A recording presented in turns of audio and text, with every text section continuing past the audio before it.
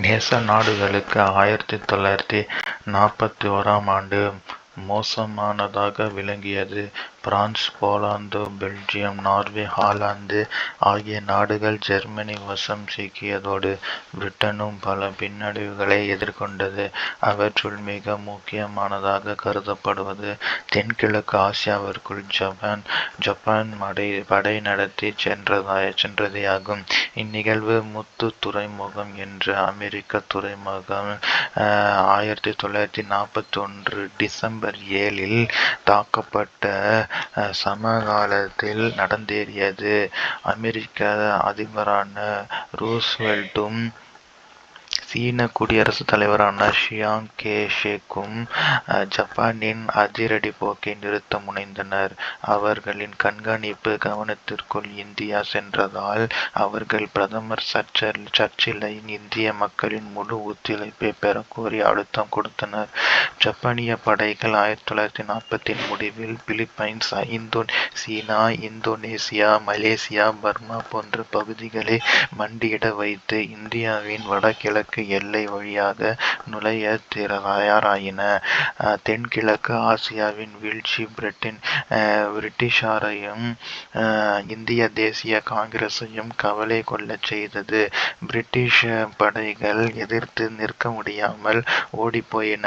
British இந்திய இராணுவத்தின் இந்திய வீரர்கள் ஜப்பானிய படைகளின் தயவில் விடப்பட்டனர். பின்னர் உருவான இந்திய தேசிய இராணுவம் இந்நிலையில் இருந்தே கட்டியெழுப்பப்பட்டது. அது பற்றி விரிவாக இப்பாடத்தில் காண்போம். சர்ச்சில் கல்கத்தாவும் மதராசும் ஜப்பானியர் பிடியில் விழக்கூடும் என்று அஞ்சினார். காங்கிரஸ் தலைவர்களும் அவ்வாறே அச்சம் கொண்டதால் போர் நடவடிக்கைகளில் ஒத்துழைக்க வழிவகை செய்யும் ஒரு கௌரவமான வாய்ப்பை எதிர்பார்த்திருந்தனர். இச்சூழலில் டிசம்பர் 1941 கூடிய காங்கிரஸ் செயற்குழு போருக்கு பின் விடுதலையையும் உடனடியாக முக்கிய பிரிவுகளில் அதிகார பகிர்வையும் உறுதியளிக்க பிரிட்டிஷ் அரசு முன்வந்ததால் தாங்கள் ஒத்துழைப்பு நல்க தயார் என்ற தீர்மானத்தை நிறைவேற்றியது. கிரிப்ஸ் வருகை. சர் ஸ்டாஃபோர்டு கிரிப்ஸ் தலைமையிலான பிரதிநிதித்துவ குழு மார்ச் 1942 இந்தியா வந்தடைந்தது. சர்ச்சிலின் போர்க்கால அமைச்சரவையில் தொழிலாளர் கட்சியின் சார்பில் பங்கு வகித்தமையே கிரிப்ஸ் குழு மீது நம்பிக்கையை ஏற்படுத்தியது.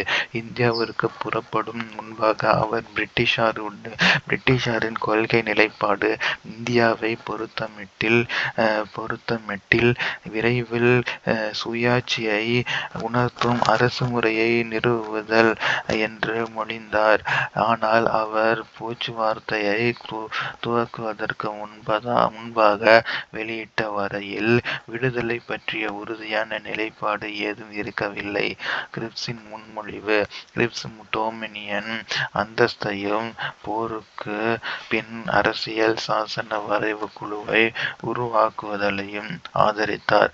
அரசியல் சாசன வரைவு குழு மாகாண சபைகளில் தேர்ந்தெடுக்கப்பட்டவர்களை கொண்டும் சுதேச அரசர்கள் கட்டுப்பாட்டில் இருந்த பகுதிகளில் இருந்து நியமிக்கப்பட்டவர்களை கொண்டும் ஏற்படுத்தப்படும் என்று சொல்லப்பட்டிருந்தது.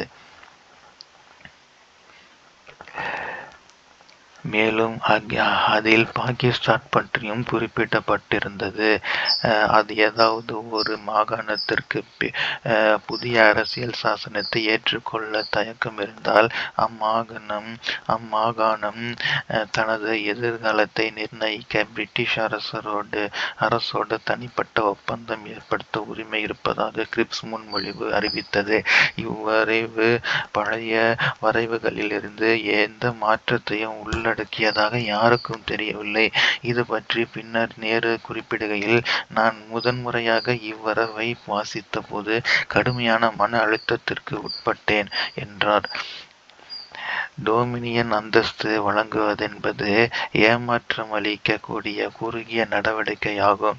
மேலும் அரசியல் சாசன வரைவுக்குழுவில் பங்கெடுக்கும் சுதேசி அரசாட்சி நடைபெற்ற மாகாணங்களை சேர்ந்தோர் பிறர் மாகாணங்களைப் போல் மக்களால் தேர்ந்தெடுக்கப்பட்ட பிரதிநிதிகளுக்கு மாற்றாக உறுப்பினர்களால் நியமிக்கப்படும் முறையை காங்கிரஸ் நிராகரித்தது.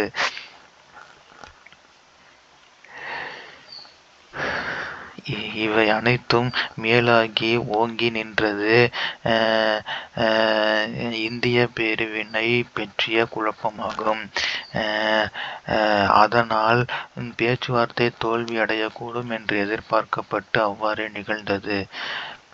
துவக்கத்திலிருந்து இந்திய தேசிய இயக்கத்தையும் குறிப்பாக காந்தியடிகளையும் சர்ச்சில் வெறுப்புணர்வோடு அணுகி வந்தார். போரில் இந்தியர்களின் ஒத்துழைப்பு தேவை என்ற போதும் சர்ச்சில் போக்கில் மாற்றம் ஏற்படவில்லை என்ற சூழலில் அமெரிக்காவும் சீனாவும் கடும் நெருக்கடி கொடுத்தன. இதற்கிடையே இந்திய தேசிய காங்கிரசும் நிர்கதியற்ற நிலையில் விடப்பட்டிருந்தது. அந்நிலை இவ்வேறு வகைகளில் ஏற்பட்டிருந்தது. ஒருபுறம் விடுதலைக்கான எந்த உறுதியும் கொடுக்காமல் காலனி அரசு இழுத்தடித்து என்றால், மறுபுறம் சுபாஷ் சந்திர போஸ் அச்சு நாடுகளோடு கைகோர்ந்து சுதந்திர போராட்டத்தை முன்னெடுத்து செல்ல நெருக்கடி கொடுத்தார். ஜெர்மனியில் இருந்து மார்ச் 1942 ஆசாத் ஹிந்து ரேடியோ மூலம் போஸ் இந்திய மக்களை தொடர்பு கொண்டு உரை நிகழ்த்தினார். இப்பின்புலத்தில் காந்தியடிகள் வெள்ளையனே வெளியேறு இயக்கத்தை துவக்கினார். வெள்ளையனே வெளியேறு இயக்கம் காந்தியடிகள் மே 1942 இந்திய அடுத்த கட்ட செயல்பாட்டிற்கு தயாராகிறார். இம்முறை பெரும் மக்கள் போராட்டத்தை முன்னெடுக்க காந்தியடிகள் முனைந்த நேரத்தில் ராஜாஜியும் நேருவும் தயக்கம் காட்டினர். ஒரு போராட்டத்திற்கு உகந்த சூழல் உருவாகி இருந்தது. பொருட்களின் விலை பல மடங்கு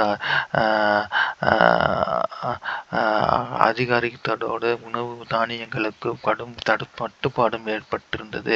காங்கிரசின் வார்த்தா கூட்டம் இப்பின்புலத்தில் இந்திய தேசிய காங்கிரசின் செயற்குழு 1942 ஜூலை 14 வர்த்தாவில் சந்தித்தது. இக்கூட்டத்தில் நாடு தழுவிய சட்ட மறுப்பு போராட்டம் நடத்த தீர்மானிக்கப்பட்டது. இத்தீர்மானத்தை ஏற்று கொள்ள மறுத்த ராஜாஜியும் புலாபாய் தேசாயும் காங்கிரஸ் செயற்குழுவிலிருந்து பதவி துறப்பு செய்தனர். நேருவும் அதே நிலைப்பாட்டை கொண்டிருந்த போதும் செயற்குழுவின் பெரும்பான்மை முடிவுக்கு கட்டுப்பட்டார். செய் அல்லது செத்துமடி என்று முழக்கம். கிரிப்ஸ் குழு ஏற்பட்டிருந்த கசப்பான அனுபவம் காந்தியடிகளையும் நேருவையும் முன்னெப்பொழுதும் இல்லாத அளவுக்கு பிரிட்டிஷார் மீது நம்பிக்கை இழக்க வைத்தது. இதை காந்தியடிகள் 1942 மே 16 கூடிய பத்திரிகையாளர் சந்திப்பில் வெளிப்படுத்தினார். இந்தியாவை கடவுளிடம் விட்டுவிடுங்கள். அது அதீதமான ஒன்றாக இருந்தால் அதை இயற்கையின் அராஜக போக்கில் விட்டுவிடுங்கள்.